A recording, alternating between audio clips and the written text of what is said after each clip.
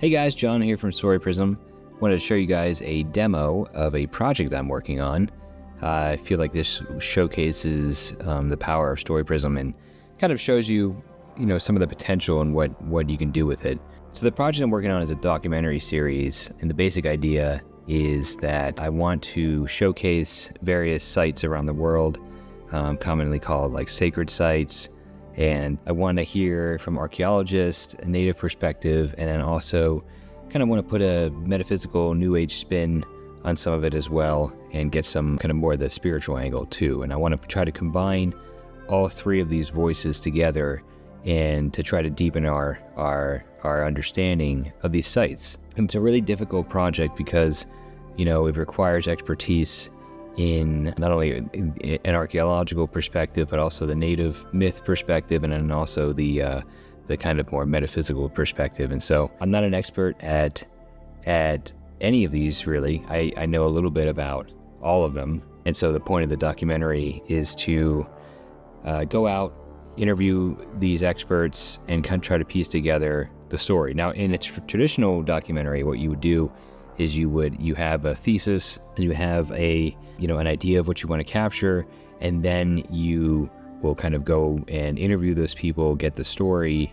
and then piece it together in the edit. And that can take anywhere from months to years of work to do. And so I have an idea of what I want to capture, a general thesis, but I'm not quite sure how to tie it together. So I decided to use Story Prism to kind of help me do that, and I'll show you guys how that works. So one of the biggest problems that a documentary can have is what's called a research bottleneck, right? So you have all these books and all this research material, and trying to put it all together to create a story or a thesis can be hard. So that was really my first goal, is how can I take all these different things? I have research material, different books, different archaeological books, different research material on the specific Native American tribe where this area is, and other sources, right? Academic papers, things like this. I've read a lot of it. I've read a good amount of it, but it's quite a lot, and it's quite heady. And so my goal is, I want to take these pieces of information and inform personas, and these personas are going to be kind of the stand-ins, right, of the people that I eventually will actually interview in real life when I'm ready to film this real documentary. So I'm going to walk you guys through how I did this. The first thing I did was I gathered all my research, right? And so I have, like I said, I have all these books that I've collected, and I want to put them on my canvas. And so I uploaded them onto the canvas and then created notes based on them. So these are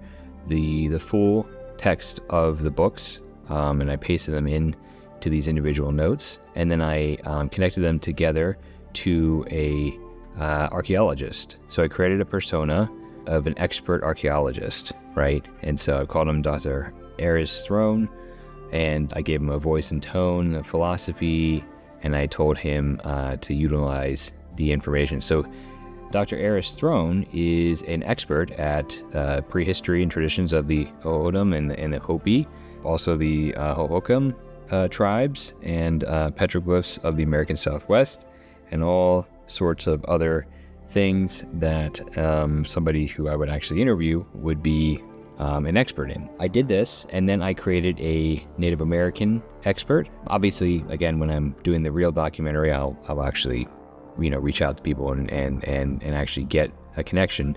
But as I'm framing the thesis and I'm framing the story, I need a guide, or I need a general idea. And so what I did was I created a Native American, elder of a real tribe in Southwest Arizona, and gave him a persona and a prompt. And then I found all this great research from anthropologists and archaeologists on their myths and their rituals and their spiritual beliefs and things like this, and I've connected it together. So now I have an archaeologist and I have a Native American elder to get the persona of the New Age kind of metaphysical perspective, right? And so I have a friend of mine is an author, his named Richard, and I have a lot of interviews that I've done with him, and I have a lot of his books and a lot of things like this. And so what I've done is I've created the persona of Richard, and then I've uploaded his articles that he's written and some interviews that I've done with him and transcripts and whatnot. And that way the persona is informed with not only his work, but also his tone and his voice. And so this way, when I'm writing and I need to ask a question to Richard, I can, get that answer and put it in the script, in the treatment, and then when I'm ready to actually film, I'll have a way to kind of, guide my questioning when I actually interview the real Richard. So anyway, so this is all kind of interesting, right? It's an interesting way to do this. I started this project not knowing what I wanted to do, and I ended up creating almost a full draft. I'm still writing. But I'll walk you guys through kind of how that works. After I created my personas, I empowered them, right, with the actual research that I need them to understand. As an archaeologist, this person is an expert in American Southwest archaeology, the Native American elders, and expert at the mythology of that particular tribe, and the metaphysical expert is an expert at the metaphysical New Age side of this. As I'm writing, right, and so I'll kind of walk you through this. And so, I wrote the beginning, and I wrote, my own narration for how I want this to work. And then when I hit the part, right, that I need to talk about, in this case, these are petroglyphs, right, or symbols etched on rock. And so I need my expert archaeologist to comment on this particular site. And so what I did was I asked the expert archaeologist a question. It responded in this way, and what's interesting is that it's responding, not making things up. It's using the information that I gave it. So it's combining information on the these various books and these various research materials on petroglyphs, right? And so it's responding in that sense, and that makes it better. And so this kind of gives it a very broad, much more fine-tuned way to respond. And so then I can put this in here, and then now I have a way for me to understand what's happening, what the material says, what the research material says, and now I'm like, okay, this makes sense, this works for this part, maybe we should ask it in this way, maybe we should ask it in another way. And it's almost like a rehearsal for the actual interview. And so when I'm actually filming this, right, and I'll find an archaeologist who is an expert on Native American, American Southwest petroglyphs, and then I can ask them much more informed questions, right, based on this. And so it's really kind of informed my own understanding of the story and how this can work, versus just kind of putting research material together, finding people, and then asking the questions, and then coming up with the story later.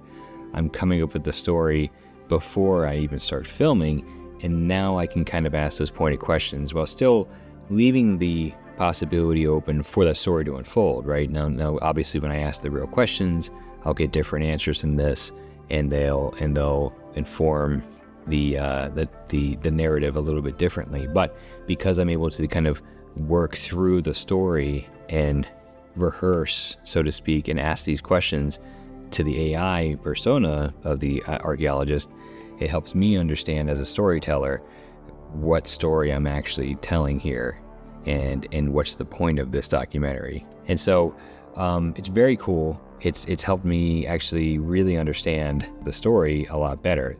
All in all, this kind of what started as a vague idea, as an interest, has now turned into a fully formed concept and treatment that I can now take to producers, or I can film it myself, but I have a lot more knowledge about what I'm doing. It's a really interesting way to kind of write, and it's almost like you're creating these different collaborators to kind of work with you.